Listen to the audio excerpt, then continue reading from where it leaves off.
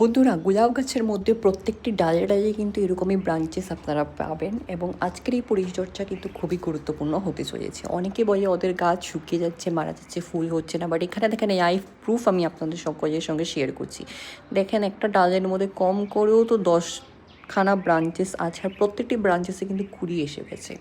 তো ঘরোয়া টোটকা ঘরোয়া জিনিস ব্যবহার করেই কিন্তু গাছের মধ্যে এত সুন্দর আমি রেজাল্ট পেয়েছি। আপনারাও কিন্তু আপনাদের গাছকে এরকম ঝাঁকালো করতে পারবেন, প্রত্যেকটি ডালকে বের করে করে ভুসি বানাতে পারবেন। তো নিচে কিন্তু লং ভিডিও দিয়ে দিয়েছি, সেখানে গিয়ে দেখে নেবেন। একদম ঘরোয়া টোটকা ঘরোয়া জিনিস, এই জিনিসটি ব্যবহার করেই কিন্তু আমি আমার গাছের মধ্যে এত সুন্দর রেজাল্ট পেয়েছি।